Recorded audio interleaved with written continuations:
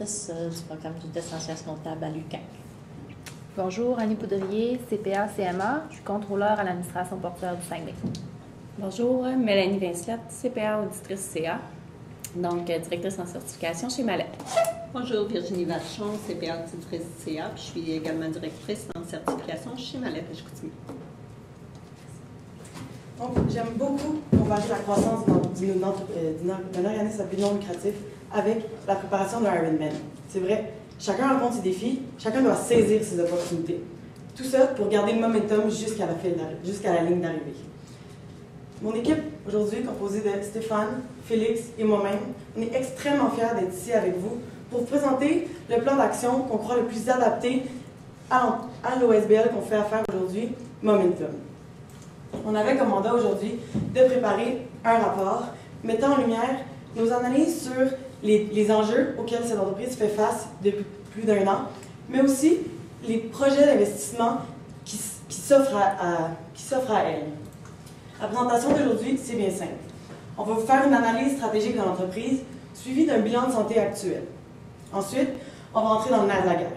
On va vous parler du projet d'investissement qui s'offre à l'OSBL, puis ensuite, vous proposer une soirée de financement avec ce projet d'investissement. Un sujet qu'on trouve extrêmement important aujourd'hui, c'est la gouvernance et tout ce qui s'ensuit. Donc, le contrôle interne de l'entreprise et aussi toutes les améliorations qu'il est possible de faire pour le financement actuel. Ça va me faire plaisir ensuite de conclure sur une période de questions. Commençons par l'analyse stratégique de l'entreprise. Tout d'abord, vos forces. Vous avez un nombre de programmes divers qui offrent des services, dans le fond, aux gens qui en ont besoin, des gens qui ont des problèmes mentaux, ce qui est très bien pour la société. Pour vos défis, dans le fond, vous avez des problèmes de liquidité parce que vous ne faites pas nécessairement un suivi présentement des budgets et un suivi des flux de trésorerie, des entrées et sorties, ce qu'on va venir rectifier au courant de notre présentation. Pour ce qui est des opportunités, vous avez une opportunité de vous déplacer dans le fond, vers le centre-ville, ce que vous pouvez aller chercher dans le fond des nouveaux partenaires pour des subventions et aussi une certaine clientèle qui est plus forte habituellement dans les centres-villes, dans le fond, avec des gens qui ont des problèmes mentaux. Pour ce qui est des menaces, bien sûr, la participation des gens à vos divers programmes, vous ne pouvez pas vraiment contrôler ça. Puis aussi, les organismes semblables aux vôtres, il va y avoir une certaine concurrence dans le centre-ville. 21 400. 21 400, ça représente l'augmentation des dépenses par rapport à l'année dernière. Vous avez réussi à aller chercher 4 400 de plus en produits, ce qui est bon, mais ça crée quand même un déficit de 17 000. Avec la nouvelle qu'on a appris concernant le ministère qui va diminuer votre subvention de 50 000, on va vous proposer différentes solutions et recommandations tant au niveau du financement, puis au niveau d'une meilleure gestion des coûts pour vous permettre de continuer à exploiter votre organisme qui offre un service qu'on croit indispensable, soit l'intégration de votre clientèle dans le milieu du travail, dans la société. Voici le flux de trésorerie qu'on a établi. Donc, c'est un flux de trésorerie qui va être positif et stable sur une projection de 5 ans. Mes collègues et moi allons, dans les 15 prochaines minutes, vous expliquer comment on a réussi à vous présenter un flux de trésorerie positif. Premièrement, le projet d'investissement. Donc, on avait le choix d'acquérir une bouquinerie. Donc, pour un prix de 205 000 avec une hypothèque de 65 000. Avec l'intégration de la clientèle dans le milieu du travail, qui est votre but premier, on croit que c'est un projet qui est indispensable. En fait, on va pouvoir utiliser votre clientèle pour faire des tâches simples, puis des tâches qui sont à leur disposition. Donc maintenant, si on passe avec les revenus, ça va engendrer, on va avoir un revenu net de 13 500 $, une dépense d'intérêt reliée à l'hypothèque de 65 000 $, de 3 735 pour la première année. Les intérêts vont donc diminuer sur les 5 prochaines années du flux de trésorerie qu'on vous a projeté. Il va y avoir des frais de déménagement pour la première année seulement de 3 000, ce qui nous donne seulement pour la première année un profit net de 6 665 qui va augmenter d'année en année. Donc c'est un projet qu'on considère très important et qui peut amener des liquidités importantes à l'entreprise. Pour ce qui est des points tranchants, vous avez un besoin de liquidité, on le sait, donc c'est un projet qui est extrêmement intéressant. Ça va améliorer votre proximité avec la clientèle parce qu'on va être situé au centre-ville. Et puis finalement, on a déjà une offre d'achat sur l'immeuble dans lequel vous opérez. Donc on peut le vendre puis utiliser les liquidités pour faire l'acquisition du nouveau de la nouvelle bâtisse. C'est sûr que c'est un nouveau domaine pour Momentum, mais on se fie sur l'expertise des intervenants pour bien intégrer votre clientèle dans le milieu du travail. Puis, on avait aussi une perte potentielle du psychologue qui ne pourra pas continuer à pratiquer dans le nouvel immeuble. Mais s'implantant au centre-ville, on est convaincu qu'on va être capable d'aller chercher d'autres contacts, d'autres partenaires, puis de continuer à faire affaire avec un psychologue parce que c'est un professionnel extrêmement important pour votre organisme. L'événement qui nous éblouit aujourd'hui, on a pensé à un nouvel événement qu'on pourrait faire dans cette bouquinerie. Dans le fond, on pense à faire 2 soirées où on aurait une conférence avec un écrivain professionnel au début, dans le milieu, évidemment, pour la santé mentale. Avec cette conférence, on pense attirer plusieurs gens qui sont intéressés. Puis, on pense faire aussi 2 tirages. Donc, le tirage pour des soupers avec les cuisiniers qui travaillent déjà dans l'organisme, puis des livres du conférencier, bien évidemment. Ensuite, ce qui est fantastique avec ce projet, c'est qu'on va pouvoir faire une cueillette de livres usagés qui va aider à diminuer nos coûts pour les achats de ces livres, puis augmenter nos revenus. Évidemment, on vous a fait un budget pour le projet. Donc, les ventes de billets. On pense vendre le billet de 50 $, puis pour la première année, on espère avoir 200 personnes. Ce qui nous fait ce qui engendre aussi des coûts. Donc, on pense que le conférencier, premièrement, ça va être un partenaire. Évidemment, on va payer sa présence sur les lieux, mais on croit le convaincre qu'il va donner des livres sur lesquels il fait la conférence. Aussi, les cuisiniers qui travaillent déjà en collaboration avec vous 10 heures par semaine, on pense que pour ces 2 événements-là, on peut venir prendre 5 heures de cette semaine-là où l'événement va se dérouler. Puis, pour la commandite, ça va être les tirages, des coupons de tirage, des coupons cadeaux pour justement les soupers pour le restaurant, le restaurant qu'ils ont dans l'entreprise.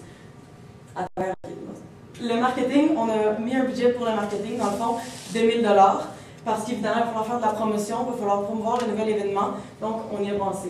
Tout ça vient nous engendrer des revenus nets de 15 653 $ pour le nouveau projet. Aussi, la gouvernance est un aspect très important. On sait qu'il y a déjà un CA, donc on voulait juste mettre les points sur les i. Donc, 5 personnes dans le conseil d'administration, 2 personnes en interne, donc la directrice générale et peut-être le futur directeur ou directrice qu'on va embaucher, puis 3 personnes de l'externe. Donc, un comptable, un avocat pour s'il y a différents litiges, mais aussi un intervenant de la santé. On croit que c'est très important à instaurer pour que l'OSBL continue à performer sur le marché.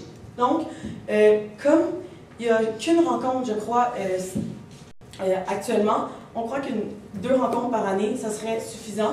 On ne veut pas faire plus de rencontres pour ne pas engendrer plus de coûts, mais au moins 2 rencontres pour avoir un meilleur suivi, ça serait extrêmement bénéficiant pour l'OSBL.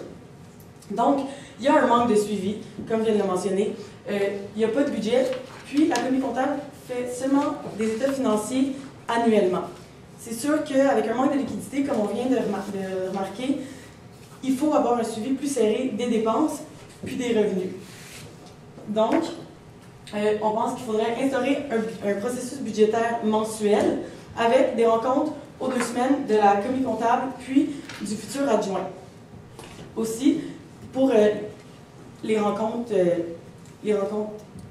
de 2 fois par année pour le conseil d'administration, ça va être important d'avoir des états financiers. Donc, on va implanter un autre état financier en mi-d'année pour pouvoir faire cette rencontre. Donc, j'arrête pas de parler du nouveau directeur adjoint. On avait 3 choix. On a décidé d'aller avec la jeune candidate CPA. Premièrement, parce qu'elle a 2 ans d'expérience en cabinet. Elle a un esprit analytique très développé, puis des connaissances sur les contrôles internes qu'on sait que le CA veut implanter. Donc, ça va être très bien pour l'implantation des contrôles internes. Aussi, on veut aider la commission comptable, mais aussi la directrice à enlever un petit peu de tâches sur les épaules. Donc, ici, la jeune CPA va venir instaurer le processus budgétaire avec la commission comptable. Puis, un des gros avantages, c'est que le salaire est moins élevé. Comme on peut voir le directeur général qui est dans l'autre SBL, il est expérimenté, oui, mais ça va venir avec le salaire. Puis aussi, il va peut-être être moins motivé d'être seulement adjoint pour les premières années. 5 ans adjoint de directeur, c'est peut-être pas avantageux pour lui qui est déjà directeur général. Puis, pour ce qui est de l'employé qui est déjà intervenant, on pense que oui, on pourrait lui donner plus de responsabilités, donc aider pour les tâches administratives, peut-être être directrice des intervenantes, mais on croit que son manque de capacité en gestion est peut-être trop faible pour subvenir aux besoins. Maintenant, j'ai parlé du contrôle interne, donc la gestion des finances. Ça va être important que la commission comptable ait de l'aide, puis donc c'est cette nouvelle employée qui va venir pour cette aide. Un meilleur suivi des coûts, ça vient aussi avec un outil qu'on veut vous proposer, qu'on trouve indispensable. Soit le tableau de bord. Un tableau de bord à 4 axes. Finance, innovation, service aux bénéficiaires et puis opération. Donc, en commençant avec l'opération, on veut regarder l'écart entre les coûts réels puis les coûts budgétés, et puis ça hebdomadairement. Donc, ça va nous permettre d'avoir un meilleur suivi et d'ajuster de façon continue les coûts pour être le plus près possible du budget. Pour les innovations, on veut des nouveaux événements et des nouveaux partenaires. Donc, on veut un suivi du nombre de nouveaux partenaires, du nombre de nouveaux événements qui sont en processus. Pour ce qui est de la finance, on veut un seuil de rentabilité pour chaque service. Donc, on veut que chaque service atteigne le seuil de rentabilité pour ne pas être à perte dans aucun service. Puis finalement, pour le service aux bénéficiaires, on veut implanter des sondages à chaque mois pour permettre de savoir leur niveau de satisfaction face aux services que vous offrez pour pouvoir vous ajuster dans le temps.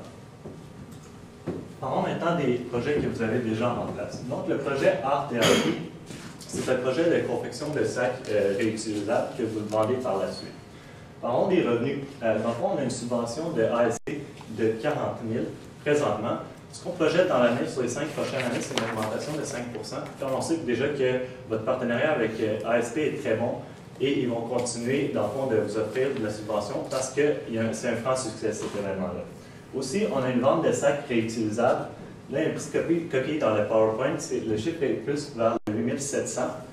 Le prix, on ne l'a pas monté parce que dans les coûts, en fait, les rémunérations, on a retiré l'intervenante, dans le fond, le 14 de l'heure de l'intervenante, parce que l'intervention dans ce projet-là, c'est déjà inclus dans son contrat de travail, donc ce n'est pas des frais qui peuvent être imputés à ce projet-là en particulier.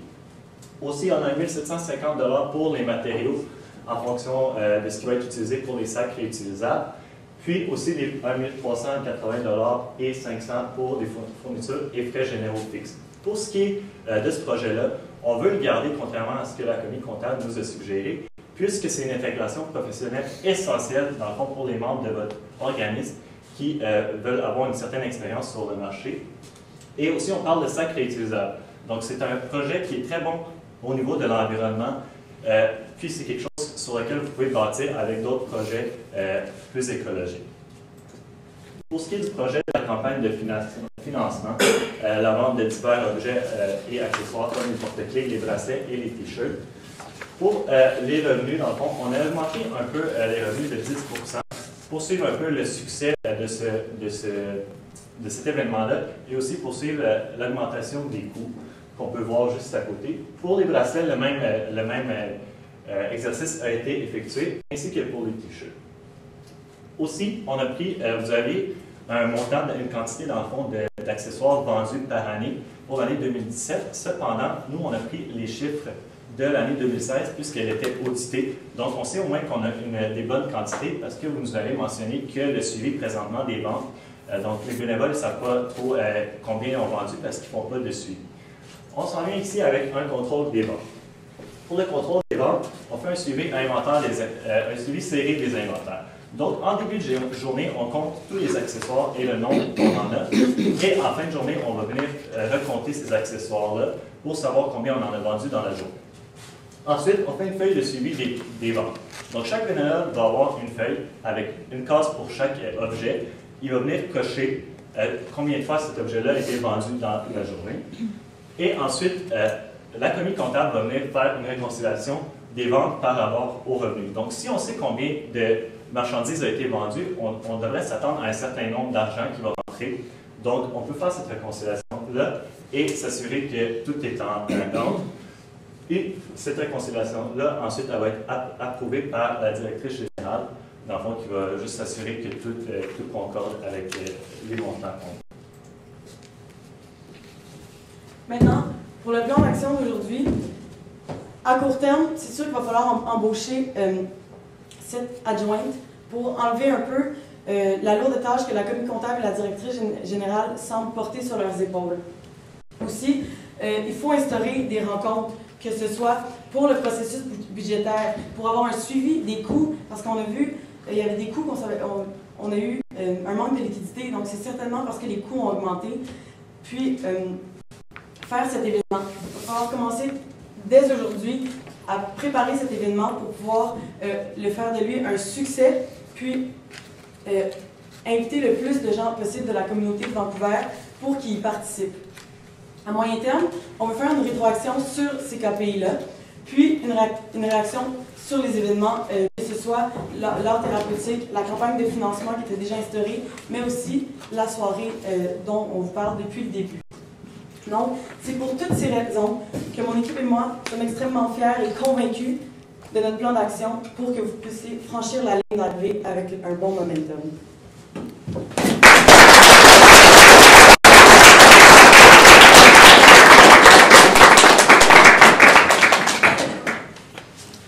Moi, j'avais une petite question. Nous autres, la commis comptable nous avait suggéré, dans le fond, de cesser la convection et la vente de sacs réutilisables parce qu'on semblait effectuer une perte majeure là, sur ces sacs-là. Là, je voyais qu'on arrivait à profit. Est-ce que vous avez calculé un peu le seuil de rentabilité ou la marge au coût variable pour ces sacs-là? On n'a pas calculé de seuil de rentabilité dès le départ. Parce que tout ce qu'on veut faire, c'est dans le fond venir couvrir les coûts. Et si on enlève dans le fond le coût de 14 $ qui a mal été indiqué, c'est avec facilité qu'on va venir couvrir ces coûts-là sans même augmenter le prix et fournir un même service à nos membres. Parfait. Dans votre projet d'investissement de la biennerie, est-ce que vous avez tenu compte des remboursements du coût en capital? Oui, il y avait un remboursement de 500 $ par mois. Pour le capital, puis les intérêts commençaient à 325 $ pour le mois, et puis ça y allait en diminuant, donc ça donnait une charge d'intérêt de 3 765, si je me rappelle bien, pour l'année au complet. Là. Mais okay. Oui, ils ont été inclus. Ça fait que dans le revenu net annuel de 13 500? Non, le 13 500, c'était le net, juste des revenus, opérationnels. Okay. Puis le 6 665 qui était net des frais de déménagement, puis des frais d'intérêt. OK. Donc, le projet, est-ce qu'il était rentable? Dans combien de temps il va être rentable, le projet de la bouquinerie? Donc, comme je mentionnais, dès la première année, il devient rentable. Donc, on avait un profit de 6 665 $ pour la première année, puis ça allait en augmentant pour les années subséquentes. OK.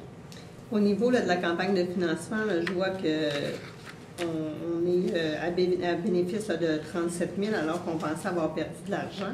Dans le fond, juste en augmentant, là, je vois que vous avez augmenté les prix de vente là, de chacun des items sans contrôle des coûts. Puis juste ça, là, ça nous donnait un bénéfice annuel d'à peu près 38 000, c'est ça? Oui, c'est bien ça. Dans le fond, ce qu'on a fait, on a venu augmenter les coûts d'environ 10 Les prix, là? Les prix, pardon, excusez-moi. Ça va aller mieux. un peu, dans le fond, c'est sûr qu'on se déplace vers le centre-ville, donc on s'attend à pouvoir avoir de la clientèle pour vendre à ce prix-là. Et aussi, à cause du succès des années antérieures, vous pouvez vous permettre de faire ça. Et aussi, puisque les chiffres comme la quantité de cette année, on ne la connaissait pas, on s'est basé sur la quantité de l'année passée qui est comme un montant qui a été érudité, la quantité qui a été éruditée, donc c'est plus fiable au niveau des projections. C'est grâce à ça qu'on a fait ça. Il y en a-tu qu'on devrait cesser de vendre? Il y en a-tu qu'on devrait vendre plus? On n'a pas fait l'exercice spécifiquement pour chaque objet en particulier. Okay. Donc, chaque objet est à, si on peut dire, vous rapporte un bénéfice. Là, parce que les prix sont plus élevés que les coûts. Donc, on ne pense pas qu'on devrait couper dans une des marchandises. Donc, bon. Je me demandais si on embauche un nouveau directeur adjoint ou est-ce que nous avons le budget maintenant? Est-ce qu'on a les moyens maintenant pour l'embaucher? En fait, on a calculé que, comme en ce moment, la DG avait un salaire de 52 000, qui est un salaire extrêmement compétitif sur le marché, on lui a calculé un de base de 40 000 pour la première année, donc un petit peu plus que la commis comptable, puis avec une augmentation de 5 % si je ne m'abuse, par année, pour qu'elle puisse, pas nécessairement venir à côté de la DG, mais qu'elle puisse augmenter, avoir une augmentation salariale. Aussi, peut-être quelque chose qu'on a omis de dire durant le flux de trésorerie, on a une marge de crédit de 55 000 pour la première année pour pouvoir couvrir ce nouveau coût. OK. Merci. Merci.